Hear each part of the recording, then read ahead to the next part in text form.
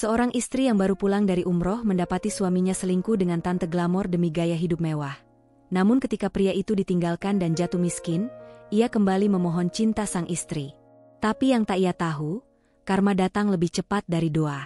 Inilah kisah nyata penuh air mata, pengkhianatan, balas dendam elegan, dan kemenangan harga diri seorang wanita. Baca sampai habis.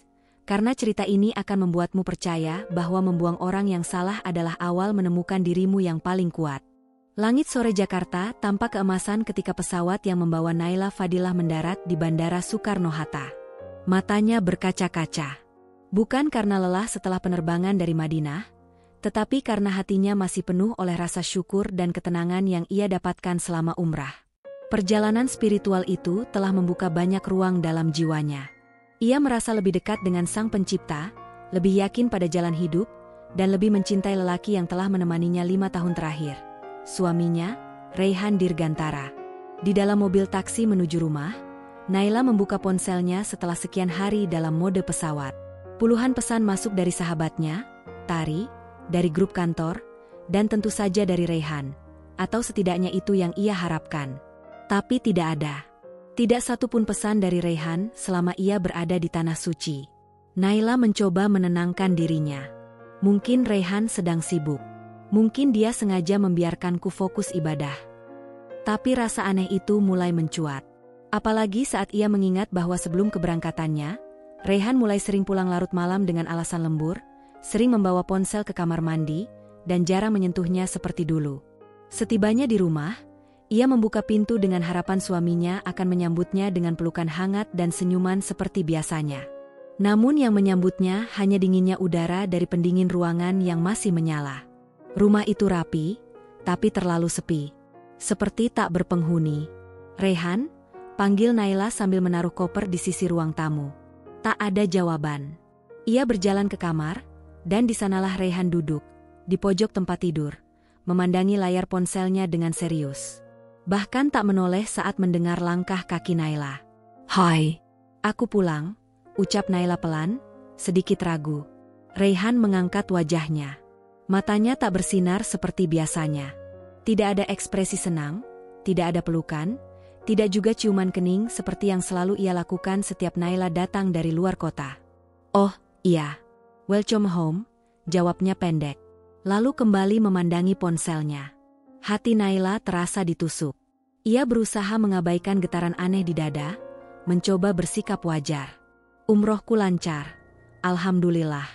Aku doakan kita makin harmonis dan rezeki kita bertambah. Kamu baik-baik aja di sini?" "Ya, biasa aja. Capek kerja," balas Raihan datar, seolah keberadaan Naila bukan sesuatu yang ia tunggu-tunggu. Ada jeda panjang dalam percakapan itu. Naila perlahan duduk di sisi ranjang, meletakkan tangannya di atas paha Raihan, berharap sentuhan itu bisa menyalakan kembali kehangatan yang dulu mereka miliki.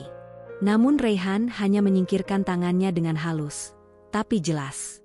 "Kamu kelihatan beda," kata Naila hati-hati. Raihan diam. Lalu berdiri, berjalan ke lemari, mengambil handuk, dan berkata, "Aku mau mandi dulu, capek." Lalu ia menghilang di balik pintu kamar mandi.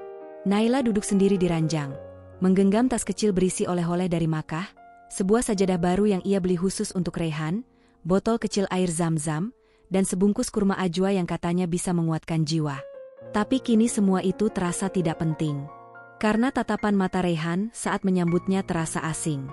Dingin. Seperti tak lagi mengenalnya. Malam itu, makan malam pun dilalui dalam keheningan. Naila sudah menyiapkan masakan favorit Raihan, rendang, sup ayam, dan sambal goreng kentang.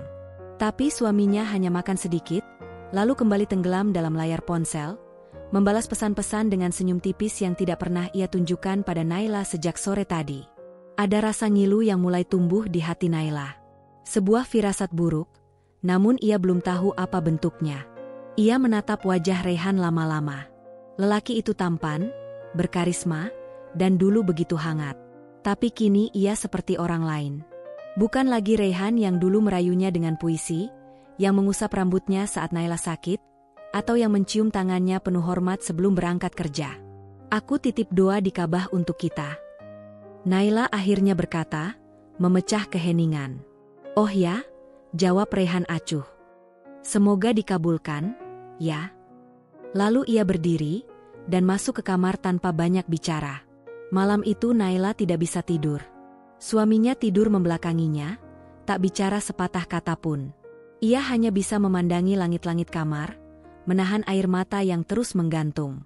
Bukan karena marah, tapi karena kecewa.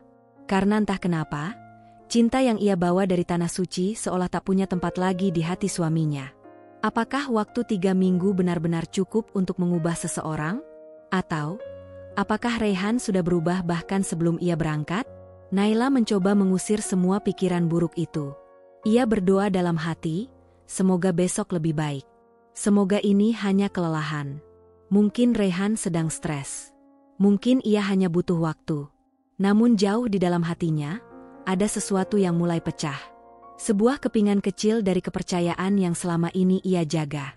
Dan ia tahu, malam itu hanyalah awal dari luka yang lebih besar. Hari-hari setelah kepulangan Naila dari umrah terasa sepi, lebih sunyi dari biasanya. Rumah yang dulu dipenuhi tawa dan obrolan kini, seperti panggung kosong tanpa aktor. Rehan berubah. Ia semakin diam, lebih sering menghindar, bahkan tidur pun tak lagi bersentuhan. Awalnya, Naila menepis semua firasat buruk itu. Ia mencoba percaya bahwa suaminya hanya sedang lelah atau tertekan pekerjaan. Namun setiap usaha Naila untuk mendekat justru direspons dengan sikap dingin. Tatapan Rehan bukan hanya kosong, tapi juga seolah memendam sesuatu. Pada suatu malam, sekitar pukul 11, Rehan tertidur di sofa ruang tamu. Laptop masih terbuka di depannya, dan ponselnya tergeletak di meja kopi, tanpa kunci layar aktif. Naila yang hendak membereskan gelas teh di meja, sempat melirik ke arah layar yang menyala. Ia tidak pernah berniat menjadi istri yang mencurigai. Tapi malam itu, takdir seolah menarik pandangannya ke satu pesan masuk di layar. "Kapan kamu ke apartemen lagi, sayangku? Aku kangen banget memberikan ciuman tanda ciuman, Vivi sayang." Dunia Naila mendadak senyap. Tangannya gemetar saat ia meraih ponsel Rehan. Pesan itu belum sempat dibuka, tapi isinya cukup jelas.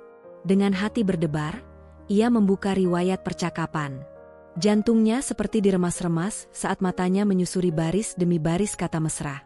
"Kamu lebih hebat dari lelaki seusiamu, Han. Aku suka kamu karena kamu tahu gimana memperlakukan wanita dewasa sepertiku. Nanti aku beliin kamu smartwatch itu, ya. Asal malam ini nginep di tempat aku tanda ciuman." Naila terpaku. Layar ponsel itu seperti lubang neraka yang menelan habis semua kepercayaannya. Pesan demi pesan, foto-foto selfie Tante Vivi dengan makeup tebal dan busana menggoda, hingga video singkat penuh tawa mereka di sebuah apartemen mewah. Semuanya terasa seperti mimpi buruk yang diputar tanpa henti. Air mata mengalir perlahan. Bibir Naila bergetar, tapi tidak mengeluarkan suara. Ia merasa tertampar, dihina, dikoyak dari dalam. Rehan, suami yang ia doakan di setiap putaran tawaf, yang ia sebut namanya dalam sujud di depan Ka'bah, ternyata sibuk memeluk wanita lain saat ia sedang bersujud memohon keberkahan untuk rumah tangganya. Ia menutup ponsel perlahan dan memandangi wajah suaminya yang terlelap. Ada bekas senyum di sudut bibir Rehan, seolah ia sedang bermimpi indah. Dan untuk pertama kalinya dalam hidup mereka, Naila tidak tahu siapa pria yang sedang tidur di hadapannya.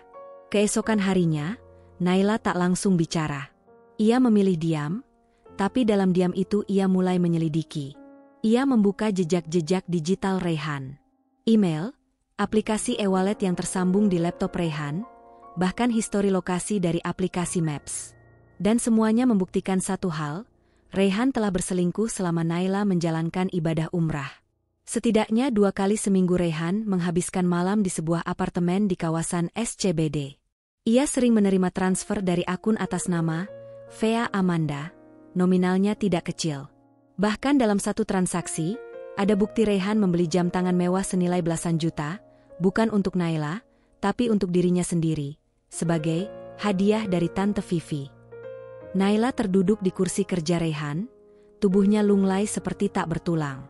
Ia bukan hanya merasa dikhianati sebagai istri, tapi juga sebagai perempuan yang telah memberikan seluruh cinta dan kepercayaannya.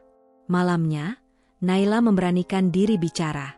Mereka duduk di meja makan, hanya berdua, seperti biasa. "Raihan," ucap Naila pelan. "Kita bisa bicara sebentar?" Raihan menatapnya sekilas. "Capek banget, Nay. Besok aja, ya?" "Tidak. Sekarang," kata Naila lebih tegas, matanya menatap lurus. Raihan mendesah berat, lalu bersandar. "Apa sih?" Naila mengeluarkan ponsel Raihan dari saku jubah rumah yang ia kenakan, membuka layar, dan memperlihatkan percakapan dengan Vivi sayang. Ekspresi Raihan membeku. Ia menoleh ke arah ponselnya, lalu ke wajah Naila. Senyap. Naila bicara lagi, suaranya tenang tapi menusuk. "Waktu aku tawaf, aku doain kamu. Aku sebut namamu berkali-kali, Raihan. Aku minta Allah melindungimu, menjaga rumah tangga kita. Tapi ternyata kamu sibuk tidur dengan Tante Girang saat aku sedang sujud untuk kita." Raihan diam. Wajahnya memucat. "Aku pengen kamu jujur." "Sejak kapan?" tanya Naila lirih. Butuh beberapa detik sebelum Raihan menjawab, dan ketika ia bicara, nadanya bukan menyesal, tapi malah sinis. "Ya, sejak kamu makin religius, makin sibuk kerja, makin cuek. Vivi itu beda. Dia tahu caranya bikin aku merasa penting." Naila membeku. "Penting? Jadi menurutmu aku gak cukup membuatmu merasa penting?" Raihan mengangkat bahu. "Kamu baik, Nay, tapi kamu terlalu sederhana. Vivi kasih aku apapun yang aku mau. Mobil, jam tangan, uang. Dia tahu cara hidup di level atas. Aku butuh itu. Aku capek hidup hemat mulu." Kata-kata itu lebih tajam dari sembilu. Bukan hanya pengkhianatan yang menyakitkan, tapi alasan Raihan yang dangkal. Ia menjual kesetiaan untuk sedikit kemewahan. Menukar cinta tulus Naila dengan status sosial dan uang dari wanita yang cukup tua untuk menjadi ibunya. Naila berdiri, suaranya tetap tenang meski hatinya berkecamuk. "Kalau begitu, Raihan, kamu bisa hidup di level atasmu itu. Tapi tanpa aku." Raihan tertawa kecil, sinis. "Kamu mau cerai? Cuma karena itu?" "Bukan cuma. Tapi karena kamu sudah membunuh bagian dari diriku yang paling suci, kepercayaan," jawab Naila sambil menatap suaminya lurus. Malam itu, Raihan keluar dari rumah. Bukan karena diusir, tapi karena ia merasa Naila tak lagi bisa dia kendalikan. Dan untuk pertama kalinya, Naila menatap pintu rumah yang tertutup itu bukan dengan air mata, tapi dengan tekad. Ini bukan lagi tentang dikhianati. Ini tentang memilih harga diri. Dan malam itu, rahasia dalam ponsel telah mengubah segalanya. Pagi itu udara Jakarta terasa pengap. Bukan karena cuaca, tapi karena ada yang membakar dari dalam dada Naila. Sudah 2 hari sejak ia membuka isi pesan antara Raihan dan perempuan bernama Vivi sayang tanda ciuman. Dan tiap detiknya seperti jarum halus yang menusuk perlahan, tanpa henti. Naila duduk di meja makan dengan secangkir teh melati yang sudah dingin. Di hadapannya, Raihan asyik menggulir layar ponsel sambil menyeruput kopi, tampak tenang, nyaris terlalu tenang untuk seseorang yang sudah ketahuan berselingkuh. "Raihan," ucap Naila pelan tapi mantap. "Kita belum selesai bicara." Raihan mengangkat wajahnya sebentar, lalu kembali fokus pada ponselnya. "Apa lagi sih? Aku udah bilang, kamu salah paham." Naila menarik napas dalam. "Aku bukan salah paham. Aku lihat isi chat kalian. Foto-foto kalian di apartemen, video kamu pakai jam tangan baru yang dia beliin. Itu bukan salah paham, Raihan. Itu pengkhianatan." Raihan diam beberapa detik, lalu akhirnya meletakkan ponselnya. Ia menatap Naila dengan wajah datar. Tak ada rasa bersalah, tak ada permintaan maaf. Yang ada hanya kejenuhan. "Ya udah, kalau kamu udah tahu, aku nggak mau bohong." "Iya, aku jalan sama Vivi." Naila meremas jemari di pangkuannya. "Kenapa? Apa aku salah selama ini?" Raihan mendengus pelan, lalu menyandarkan tubuh ke kursi. "Naila, kamu istri yang baik. Terlalu baik malah. Tapi kamu terlalu biasa. Kamu sederhana, hidup kamu lurus-lurus aja. Kamu nggak ngerti, aku capek jadi orang biasa terus." Naila mengernyit. "Maksud kamu?" "Aku pengen hidup lebih Aku pengen mobil bagus, barang branded, makan di restoran bintang 5, liburan ke Eropa.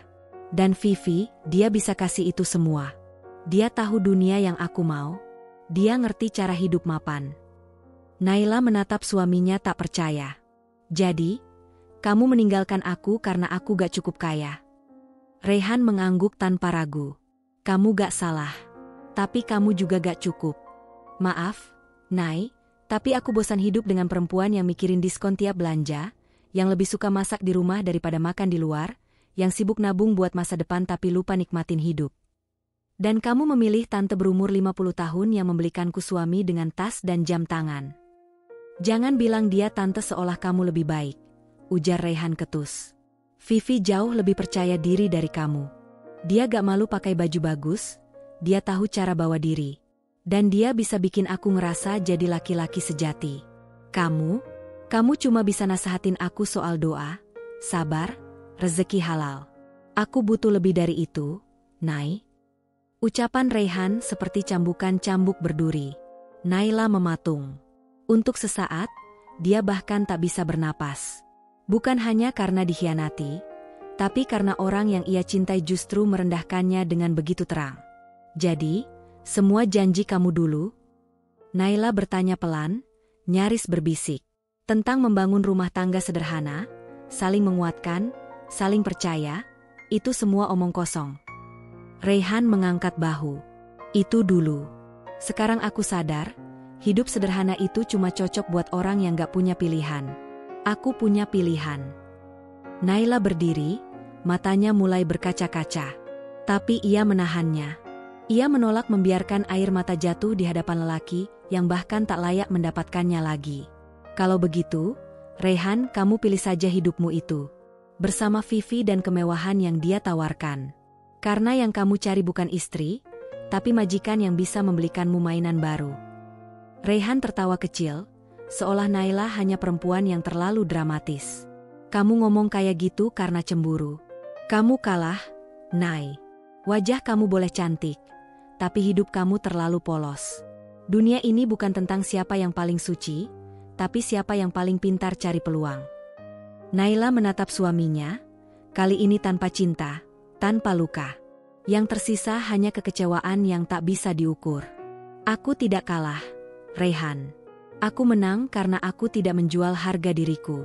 Aku menang karena aku tahu caranya mencintai dengan tulus tanpa berharap dibayar dengan uang. Dan mulai hari ini, aku tidak mau lagi berdiri di sisi laki-laki yang tidak menghargai diriku. Rehan terdiam. Nada Naila berbeda. Ini bukan istri yang lembut dan sabar seperti biasanya. Ini Naila yang baru, perempuan yang dikhianati tapi tidak hancur. Jadi kamu mau cerai? Tanya Rehan dengan nada mengejek. Aku tidak hanya mau cerai. Aku akan menyelamatkan diriku dari orang yang bahkan tidak pantas disebut suami. Rehan menyeringai. Silakan. Tapi kamu pikir siapa yang orang akan percaya? Aku atau kamu? Naila menatapnya dengan tenang. Aku tidak butuh pembenaran dari orang. Cukup dari Tuhan dan diriku sendiri. Ia berjalan menuju kamar, mengambil map berisi dokumen pernikahan mereka. Lalu meletakkannya di atas meja makan.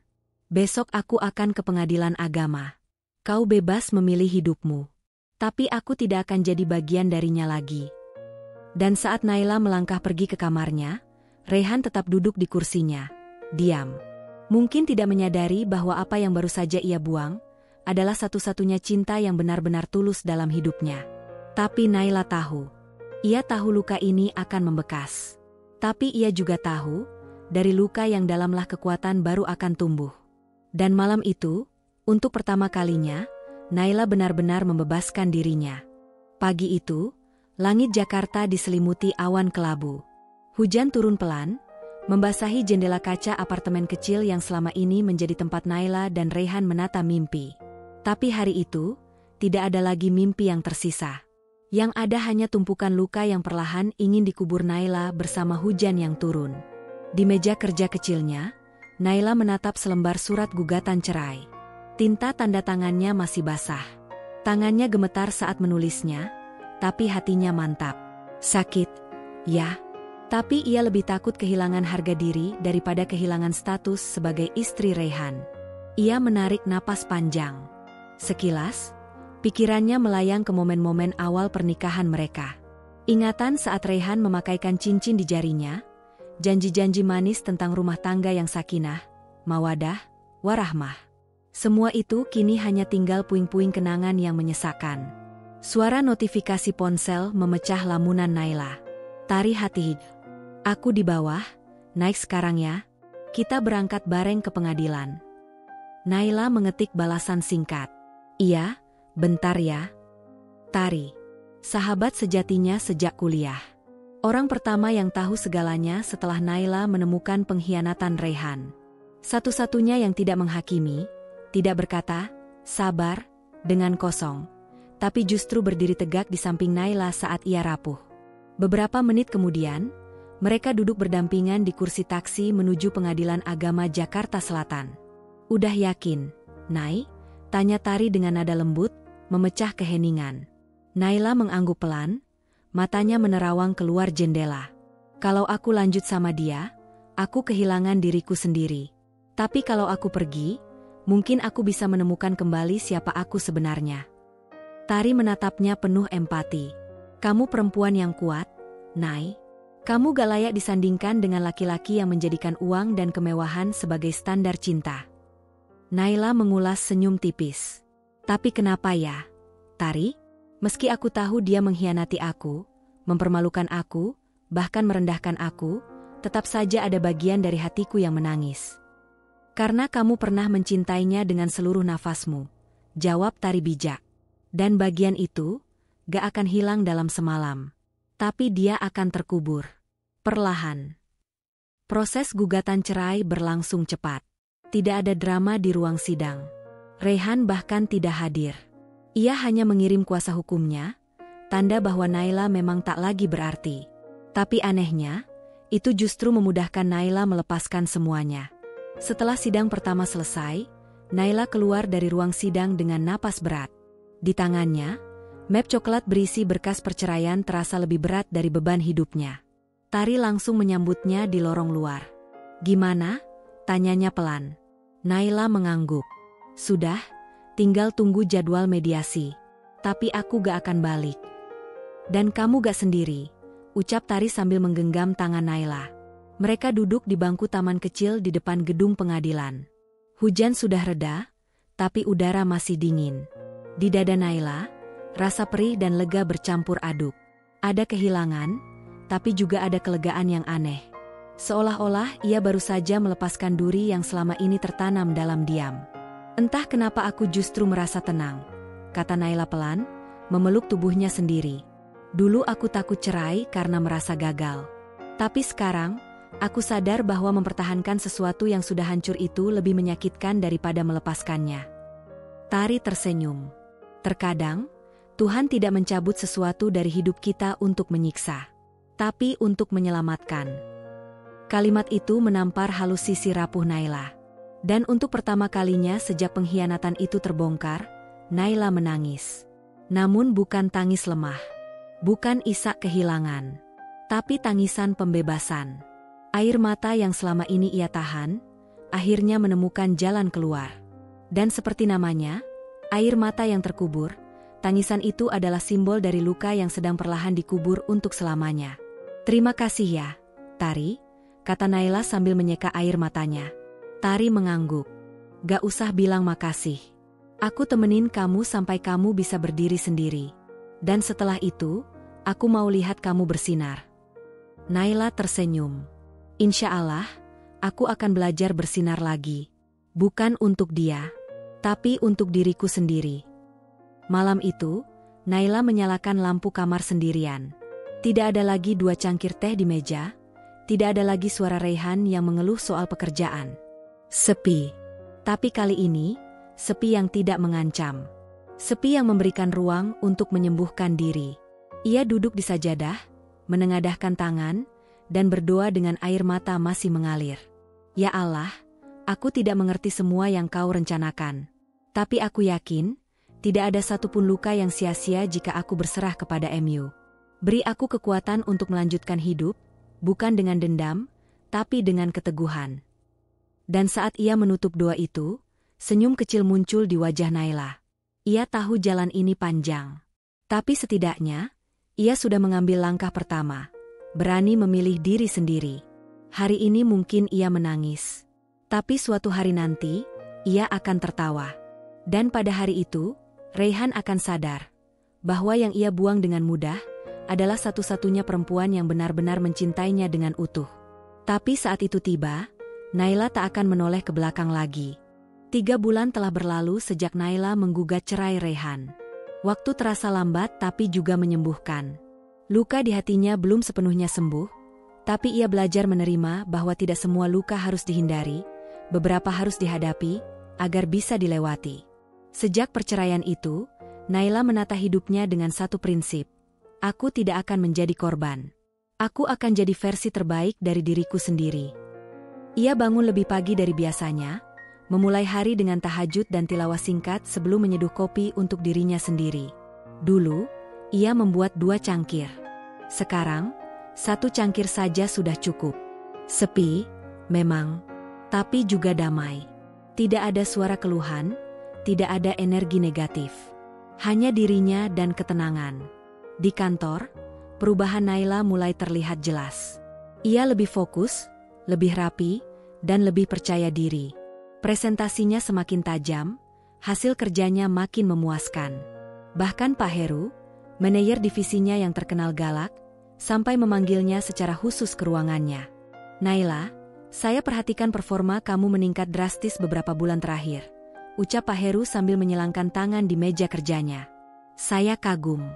Dan karena itu, saya ingin kamu naik jadi kepala tim untuk proyek klien internasional bulan depan. Mata Naila membelalak.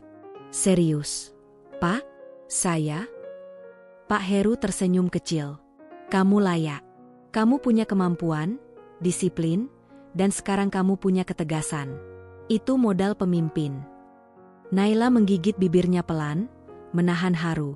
Terima kasih, Pak. Terima kasih banyak.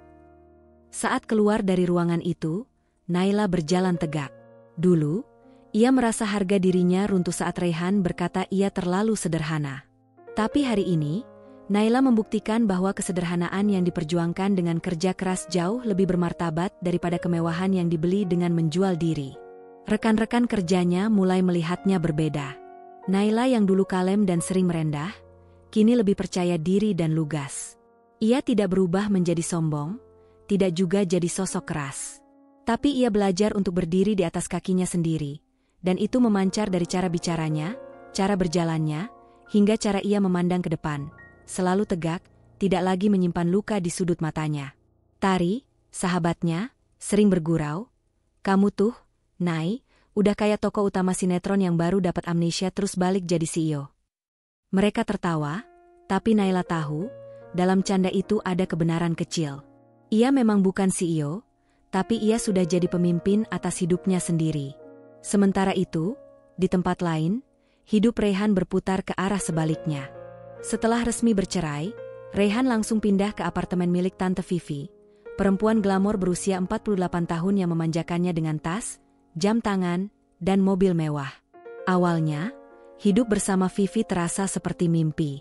Ia dibelikan baju mahal, dikenalkan ke lingkaran sosial yang penuh orang kaya, dan tiap minggu diundang ke pesta atau liburan privat ke Bali, Singapura, bahkan Dubai. Tapi mimpi itu mulai terasa menyesakkan. Raihan mulai merasa seperti peliharaan. Vivi tak segan menyuruh-nyuruhnya di depan teman-temannya. Ia disuruh angkat barang, dijadikan bahan lelucon, bahkan dipanggil Boy Tau secara terang-terangan. Suatu malam, saat Raihan ingin bicara soal membuka usaha sendiri, Vivi hanya tertawa kecil. Kamu? Bisnis? Sayang, kamu itu bukan tipe pemikir. Kamu itu manis kalau diam dan menemani aku shopping. Raihan merasa harga dirinya tercabik. Tapi ia diam. Ia terlalu menikmati kenyamanan yang Vivi berikan. Atau setidaknya, dulu ia pikir itu kenyamanan.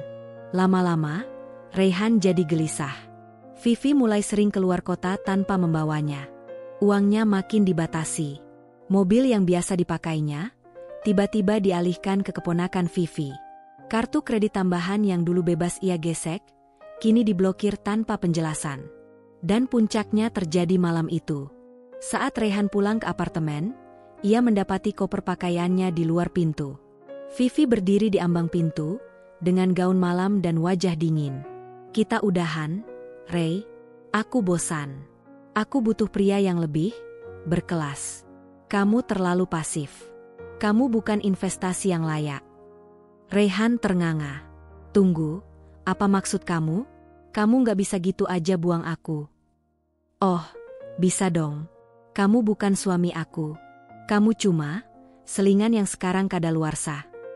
Dan pintu pun ditutup. Raihan terlempar kembali ke dunia nyata. Sendirian, tak punya rumah, tak punya simpanan, dan tak punya siapa-siapa. Ia menatap ponselnya. Nama Naila sempat muncul di benaknya. Tapi egonya terlalu tinggi untuk mengaku kalah. Ia masih berpikir, mungkin Naila akan kasihan kalau tahu ia menderita. Sementara itu, di malam yang sama, Naila duduk di balkon kecil apartemennya, menatap langit Jakarta yang mulai cerah. Angin malam meniup rambutnya perlahan, dan ia tersenyum, senyum tipis tapi penuh syukur. Ia membuka laptop, membalas email dari rekan kerja luar negeri, lalu mengecek kalender. Minggu depan ia akan berangkat ke Kuala Lumpur untuk konferensi. Siapa sangka, perempuan yang dulu dicap terlalu sederhana, kini menjadi delegasi penting perusahaan multinasional. Ia tidak berubah demi Raihan. Ia berkembang demi dirinya sendiri. Hidup memang tidak pernah bisa diprediksi. Tapi satu hal yang pasti, Tuhan tidak pernah tidur. Dan karma selalu berjalan tepat waktu. Raihan duduk di pinggir trotoar, beralaskan kardus bekas yang ia temukan di belakang minimarket. Tangannya menggenggam jaket lusuh, matanya kosong menatap lalu lalang mobil Jakarta yang tak peduli. Malam itu, udara dingin terasa lebih menusuk dari biasanya. Tapi bukan hanya cuaca yang membuat tubuhnya menggigil. Itu adalah rasa malu, kecewa, dan penyesalan yang berkecamuk di dadanya. Dulu, dia pria yang dielu-elukan istri. Dicintai Naila dengan tulus, dihargai meski tak bergelimang harta. Tapi keserakahannya menuntunnya ke pelukan perempuan yang menjanjikan surga dunia, Tante Vivi. Tante Vivi, perempuan glamor berusia hampir 50 tahun yang penuh pesona. Wangi parfumnya masih teringat jelas oleh Raihan. Dulu Vivi memanjakannya dengan hadiah mahal, mobil, bahkan apartemen. Tapi semua itu datang dengan harga dirinya. Pada awalnya, Raihan menikmati gaya hidup jet set yang ditawarkan Vivi. Ia menghadiri pesta-pesta elit, mengenakan setelan yang bahkan ia tak mampu beli ketika bersama Naila. Ia merasa dunia akhirnya berpihak padanya. Ia merasa menjadi seseorang. Namun seiring waktu, Raihan mulai menyadari kenyataan pahit. Ia bukan dicintai, ia dibeli. Vivi tidak butuh Raihan sebagai pasangan. Ia hanya butuh pelengkap gaya hidup. Seseorang yang bisa dibanggakan di depan teman-temannya, lalu ditinggal saat sudah bosan. Dan bosanlah Vivi, lebih cepat dari yang Raihan bayangkan. Malam itu datang tanpa peringatan. Raihan pulang ke apartemen seperti biasa, setelah Vivi pergi 2 hari tanpa kabar. Ia berharap bisa menyambutnya dengan senyuman dan pelukan manja, tapi yang menunggunya justru pemandangan yang membekas di benaknya selamanya. Kopernya sudah dipindahkan ke lorong depan, dan pintu terkunci rapat. Tok tok tok. Raihan mengetuk pelan, lalu lebih keras. "Viv, buka dong." "Aku Raihan." Tak ada jawaban. Lalu suara dari intercom menyahut, dingin dan tajam. "Raihan, kita sudah selesai. Aku muak. Kamu bukan pria dewasa, kamu cuma numpang hidup. Aku gak butuh beban. Viv, aku gak punya tempat lain. Setidaknya kasih aku waktu cari kos. Masalahmu, bukan urusanku. Jangan ganggu aku lagi." Klik. Sambungan diputus. Pintu tetap terkunci. Dan hidup Raihan resmi runtuh malam itu. Beberapa hari kemudian, Raihan menginap dari sofa ke sofa, menumpang teman, mantan rekan kerja, bahkan pernah tidur di musola kecil di daerah Kalibata. Pekerjaan yang dulu ia tinggalkan demi mengejar kemewahan Vivi, kini tak bisa ia dapatkan kembali. Dunia profesional bukanlah tempat yang mudah memaafkan. Apalagi bagi lelaki tanpa jejak prestasi, hanya bekas simpanan sosialita. Ia mencoba menghubungi beberapa kenalan bisnis Vivi, berharap salah satu dari mereka bisa menolong. Tapi satu persatu menolak. Bahkan beberapa nomor sudah memblokirnya. Ia tidak sadar, selama bersama Vivi, ia bukan Raihan, ia hanya cowok simpanan Vivi. Dan begitu Vivi melepaskannya, semua akses pun ikut tertutup. Harta? Hanya tinggal satu koper baju seadanya. Ponsel? Sudah digadai. Motor? Sudah ditarik leasing karena ia tak mampu bayar cicilan. Tabungan? Nol. Kini, Raihan benar-benar sendiri. Satu malam, hujan turun deras. Raihan berlindung di teras kosong sebuah ruko tutup. Dengan jaket tipis dan sandal jepit, ia meringkuk, berharap malam cepat berlalu. Dalam keheningan itu, pikirannya melayang, bukan ke Vivi, tapi ke Naila. Ia teringat wajah Naila saat menangis setelah ia bilang, "Kamu terlalu sederhana. Aku butuh hidup mewah." Ia teringat tangan Naila yang dulu selalu menyentuhnya dengan lembut, senyum Naila yang selalu memberinya semangat saat ia gagal. Dulu ia pikir Naila kekurangan. Tapi kini, Raihan sadar, yang sebenarnya miskin adalah dirinya sendiri. Naila memiliki cinta yang tidak bisa dibeli. Ia memiliki kesabaran, ketulusan, dan hati yang penuh iman. Dan Raihan telah membuang semua itu untuk sebuah fata morgana bernama kemewahan. Esok harinya, dengan sisa tenaga, Raihan memberanikan diri datang ke kantor tempat Naila bekerja. Ia tahu itu tindakan gegabah. Tapi ia tak tahu lagi harus kemana. Ia tak berniat memohon cinta. Ia hanya ingin sekadar bicara. Sekadar didengar. Sekadar meminta maaf, walau tak layak. Di lobi gedung tinggi itu, Raihan berdiri lusuh dan basah kuyup. Security langsung memandanginya dengan curiga. "Ada yang bisa dibantu, Pak?" tanya salah satu satpam. "Saya mau ketemu Bu Naila, tolong bilang aja Raihan," ucapnya dengan suara lemah. Petugas resepsionis mencatat cepat. Salah satu dari mereka naik ke atas. Tak lama kemudian, Naila turun. Ia mengenakan setelan kerja warna pastel, wajahnya segar, rambutnya ditata anggun. Ia tampak berbeda. Lebih bersinar dari terakhir kali Raihan melihatnya. Dan tatapan yang diberikan padanya, bukan benci, bukan marah, tapi dingin. Seperti tak ada sisa perasaan. "Raihan, kamu ngapain kesini?" Raihan menunduk. "Aku cuma minta maaf. Vivi udah buang aku. Aku gak punya siapa-siapa lagi. Aku nyesel." Naila menghela napas panjang. "Aku sudah memaafkan. Tapi aku tidak akan lupa. Dan aku tidak akan kembali. Aku gak minta kembali, cuma biar kamu tahu, aku hancur sekarang dan kamu benar. Aku salah." Naila tersenyum tipis. "Raihan, kamu tidak hancur karena ditinggal Vivi. Kamu hancur karena menghancurkan dirimu sendiri.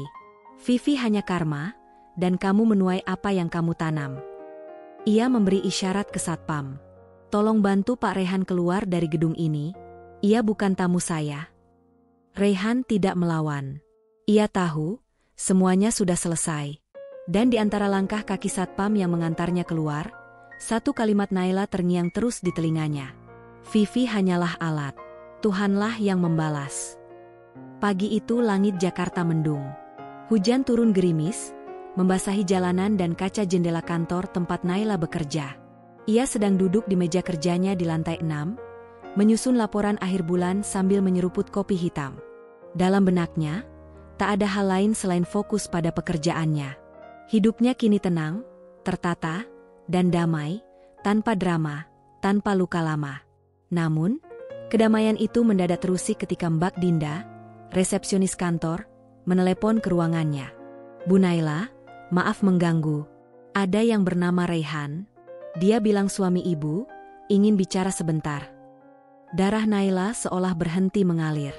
Nama itu, Raihan, seperti petir di siang bolong. Sudah berbulan-bulan ia tidak mendengar kabar dari pria itu. Selain satu insiden sebelumnya saat ia dibuang oleh Tante Vivi dan mencoba kembali. Naila pikir, setelah saat itu, Raihan menyerah. Ternyata belum. Dia tampak lusuh. "Bu, sepertinya kehujanan. Kami bisa panggil keamanan kalau ibu tidak berkenan," sambung Dinda dengan hati-hati. Naila menatap layar laptopnya kosong-kosong. Dalam hatinya, ada pergolakan. Tapi ia tarik napas panjang, mencoba tenang. Bilang saya akan turun 5 menit, jawabnya tegas. Di lobi, Rehan berdiri dengan baju kumal, sepatu basah, dan rambut lepek. Ia tampak jauh berbeda dari pria yang dulu meninggalkannya demi perempuan glamor. Matanya merah, wajahnya tirus. Saat Naila turun dari lift, langkahnya terhenti sejenak. Ia hampir tak mengenali Rehan. Bukan karena penampilannya, tapi karena aura Rehan yang kini kosong. Rehan langsung menghampiri. Naila. Naila menatapnya tajam. Apa lagi yang kamu cari? Rehan menunduk. Aku cuma minta waktu sebentar. 5 menit. Tolong. Naila menimbang. Kemudian ia melirik ke arah satpam. Saya bicara di luar, di teras saja. Mereka berdiri di bawah atap kecil, berlindung dari gerimis. Rehan menatap Naila dengan mata basah. Aku nggak tahu harus mulai dari mana. Tapi sejak kamu ninggalin aku, hidupku hancur. Vivi buang aku. Aku kehilangan semuanya. Naila menyilangkan tangan. Aku tahu. Kamu datang ke sini waktu itu. Sudah kubilang, aku memaafkan, tapi tidak akan kembali. Rehan mengangguk pelan. Aku salah, Naila. Kamu yang terbaik yang pernah aku punya. Tapi aku bodoh. Aku kejar kemewahan yang semu, padahal kebahagiaanku ada di rumah kita dulu, di tangan kamu.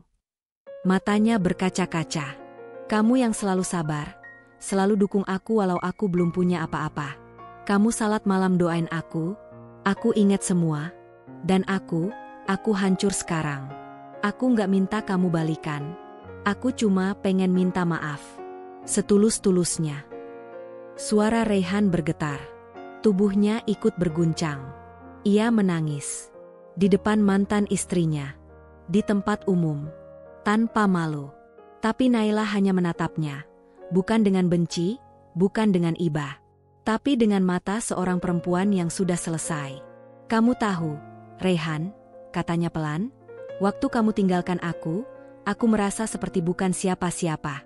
Aku bahkan sempat bertanya, apa aku nggak cukup berharga? Tapi sekarang aku tahu jawabannya. Bukan aku yang nggak cukup, kamu yang nggak sanggup menghargai. Rehan menutup wajah dengan kedua tangan. Aku tahu, aku pengecut. Kamu bukan cuma pengecut. Lanjut Naila, lebih tajam, kamu juga pengkhianat. Dan pengkhianat yang lari dari tanggung jawab, tidak layak diberi kesempatan kedua. Sejenak, Rehan diam. Hanya isak tertahan yang terdengar. Naila menatap gerimis yang turun semakin deras. Lalu ia bicara lagi, nadanya datar tapi menyayat. Rehan, hidup bukan sinetron. Kamu tidak bisa datang dan berharap semuanya akan seperti dulu hanya karena kamu minta maaf. Kamu meninggalkan aku ketika aku paling butuh dukungan. Kamu tidur dengan perempuan lain saat aku sedang beribadah. Kamu menghina aku karena aku sederhana. Dan sekarang, setelah semua kemewahanmu hilang, kamu datang ke sini dengan membawa penyesalan. Ia menatap Rehan dalam-dalam. Terlambat.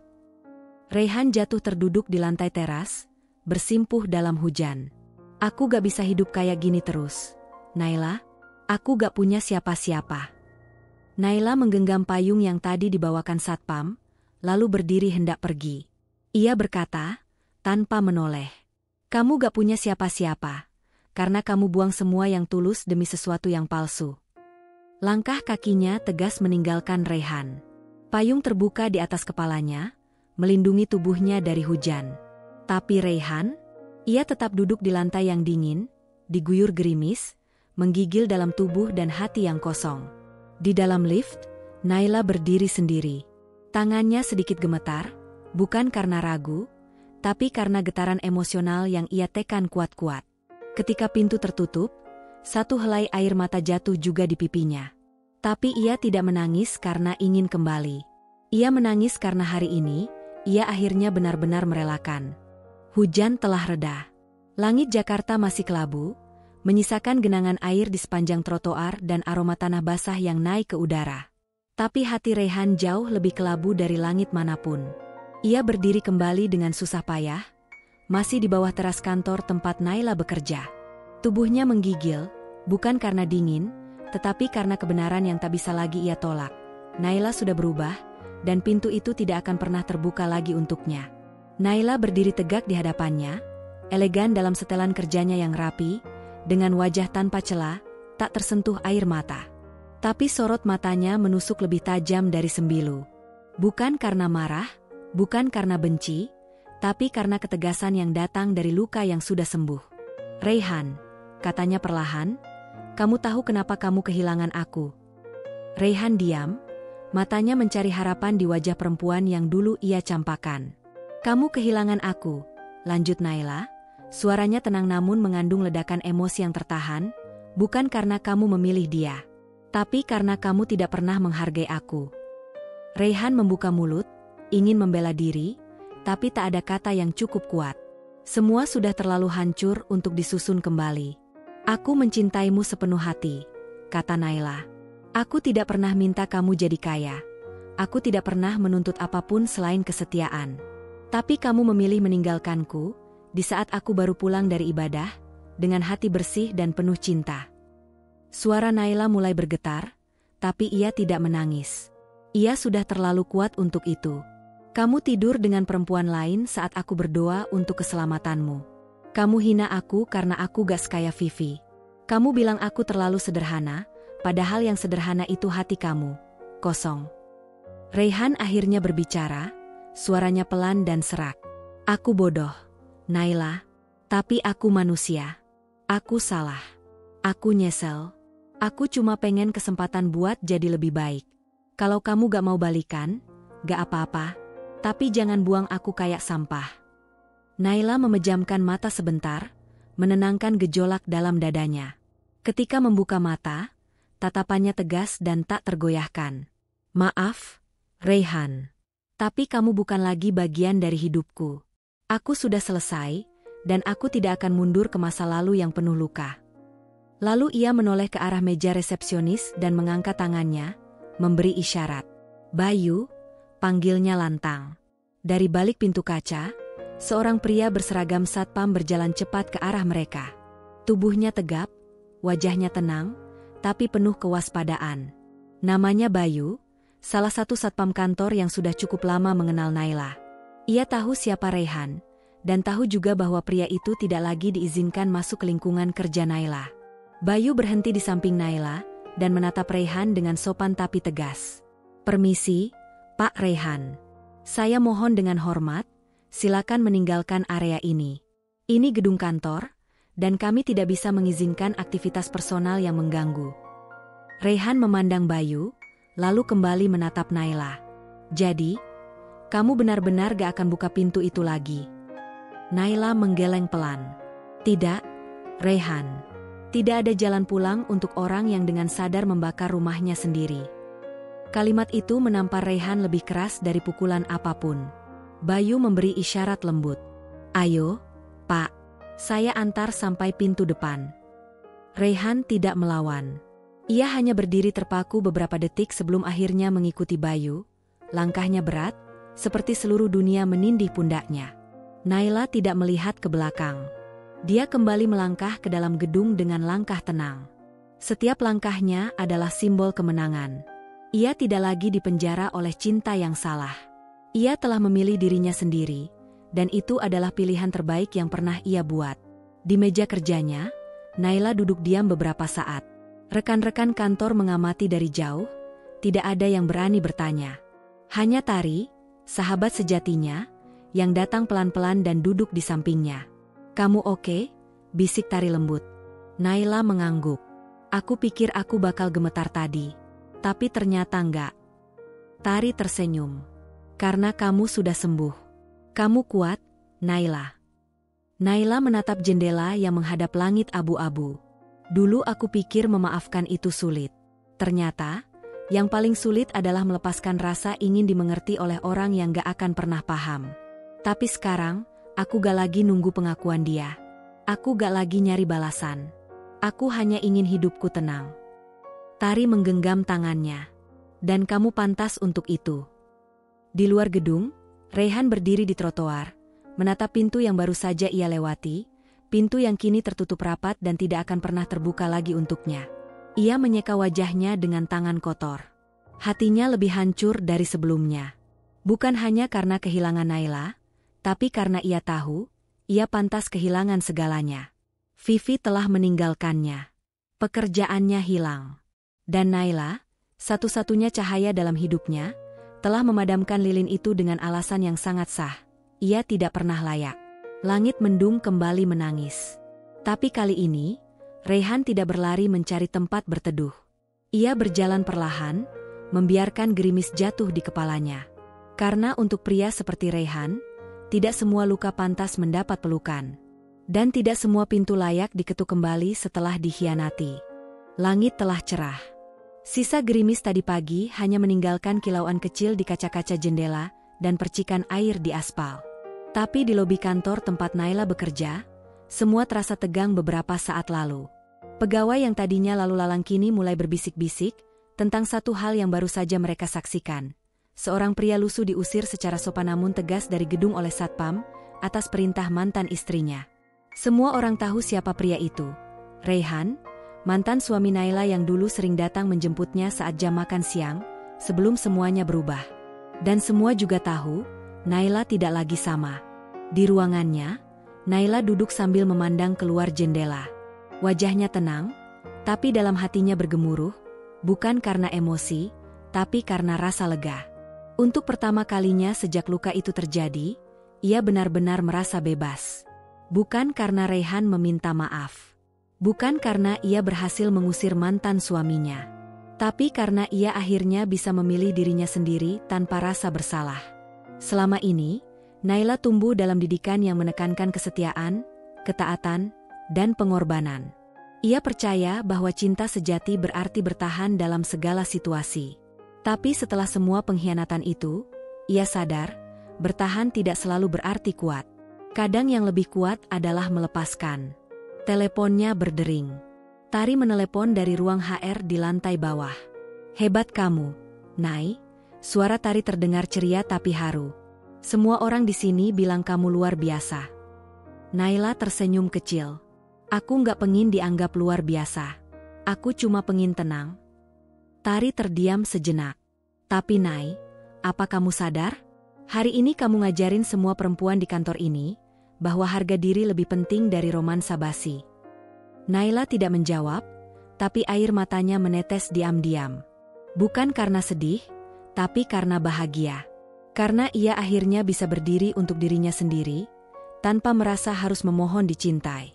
Sementara itu, di luar gedung, Raihan terduduk di trotoar. Rambutnya basah, celananya kotor, dan wajahnya kosong. Beberapa orang yang keluar dari gedung melihatnya sambil berbisik. Itu bukan mantan suaminya Bu Naila, ya?" "Iya, yang dulu katanya selingkuh sama tante glamor itu." "Ya ampun, ganteng doang ternyata otaknya minus." Bisik-bisik itu menusuk telinga Raihan lebih tajam daripada hinaan langsung. Tapi ia tak bisa menyalahkan siapapun. Karena semua ini memang salahnya. Dulu ia punya rumah hangat, istri yang baik, dan hidup sederhana tapi bahagia. Tapi ia rusak semuanya. Demi wanita yang menjanjikan mobil, pesta, dan gaya hidup mewah. Dan sekarang, wanita itu bahkan tidak mengangkat teleponnya lagi. Ternyata, tidak ada yang lebih menyakitkan daripada disadarkan oleh kenyataan saat semuanya sudah terlambat. Hari-hari berikutnya berjalan cepat. Di kantor, Naila semakin bersinar. Ia dipercaya untuk memimpin proyek baru, berhubungan langsung dengan klien luar negeri. Posisinya makin kuat, dan respek dari rekan-rekannya makin besar. Namun lebih dari itu, yang membuat Naila benar-benar merasa menang adalah rasa damai dalam dirinya sendiri. Ia tidak lagi dihantui oleh pertanyaan seperti, "Apa aku kurang cantik? Apa aku tidak cukup? Kenapa dia pilih perempuan lain?" Sebab kini, Naila tahu, pengkhianatan bukan tentang kekurangan yang dikhianati, tapi tentang karakter si pengkhianat. Di sebuah acara sharing session kantor, Naila diminta menjadi pembicara untuk topik perempuan di dunia kerja, antara karir, cinta, dan diri sendiri. Ruangan penuh. Banyak perempuan muda datang. Beberapa membawa catatan, Beberapa hanya ingin melihat figur inspiratif mereka lebih dekat. Salah satu peserta bertanya, "Bu Naila, gimana rasanya memilih meninggalkan orang yang sangat kita cintai?" Naila tersenyum, lalu menjawab pelan, "Sakit. Sangat sakit. Tapi lebih sakit lagi kalau kita terus bertahan pada seseorang yang tidak menghargai kita. Karena cinta yang sehat tidak membuat kita hancur. Cinta itu harus saling mengangkat, bukan saling menjatuhkan." Ia berhenti sejenak. Ruangan sunyi. Dan yang paling penting, lanjutnya, harga diri seorang wanita bukan ditentukan oleh siapa pasangannya, tapi oleh seberapa ia mengenal dan menghargai dirinya sendiri. Semua orang diam, lalu perlahan bertepuk tangan. Beberapa bahkan menitikkan air mata. Suatu malam, Naila duduk di balkon apartemennya. Angin sepau-sepau menerpa rambutnya yang dibiarkan terurai. Di tangannya ada secangkir teh hangat. Di depannya, langit malam Jakarta menyala dengan lampu-lampu kota. Ia membuka album digital di ponselnya, melihat satu foto lama, foto dirinya dan Raihan saat masih bersama. Ia tidak menangis. Ia tidak marah. Ia hanya menatap foto itu dengan senyum tipis. Lalu ia tekan tombol hapus.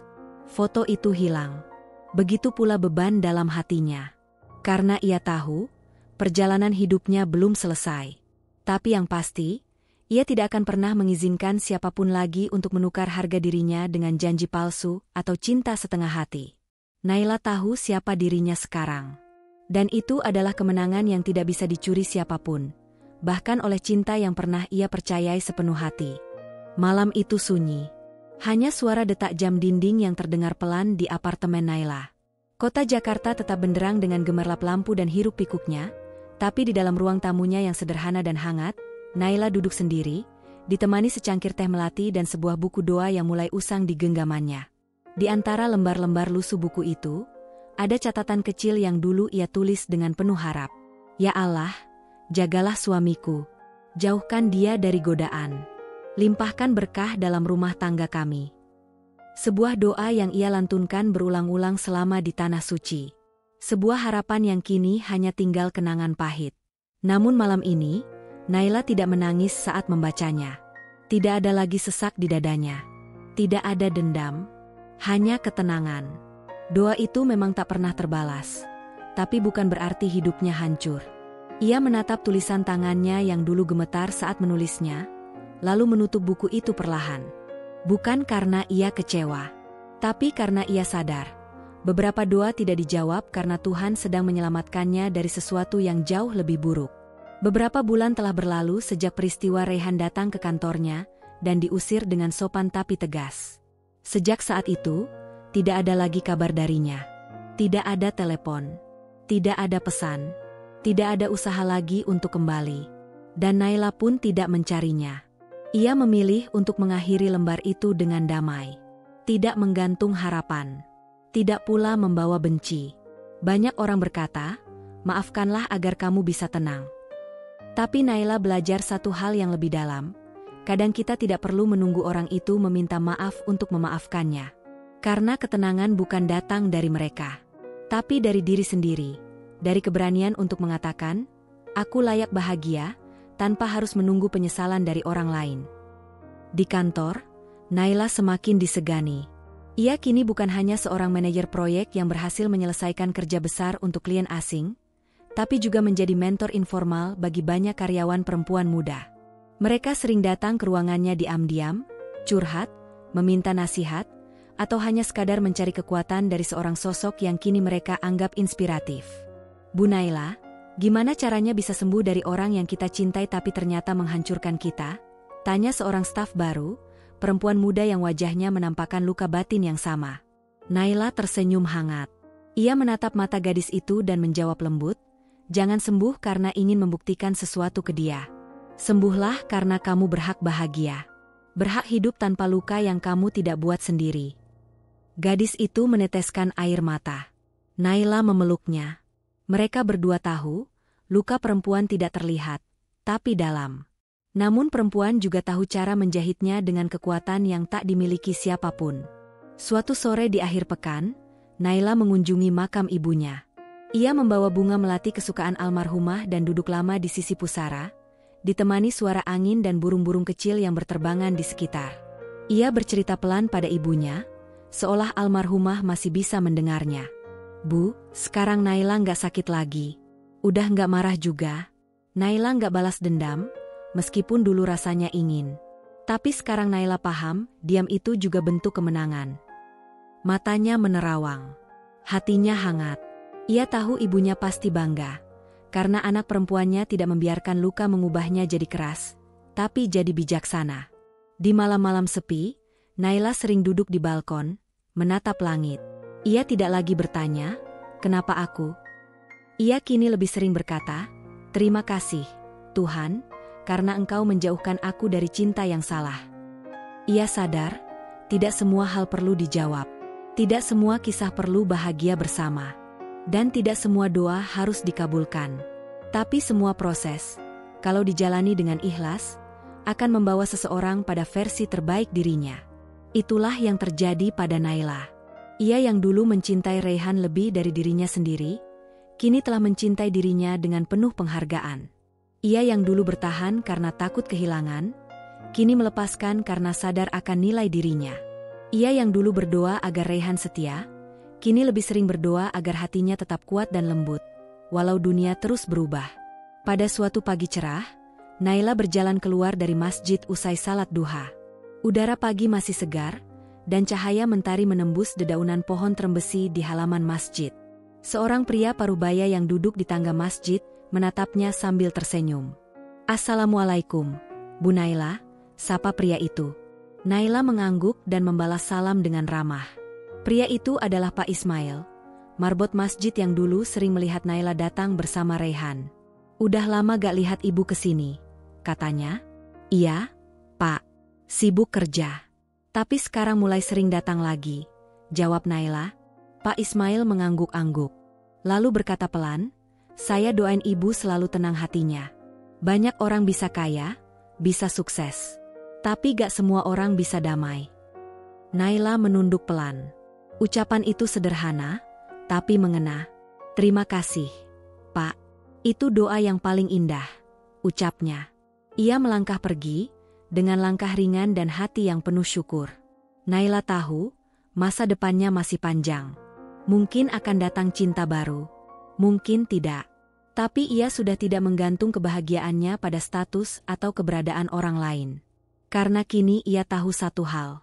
Mencintai diri sendiri, memaafkan tanpa harus dilukai lagi, dan menjaga harga diri adalah bentuk ibadah paling indah bagi seorang perempuan.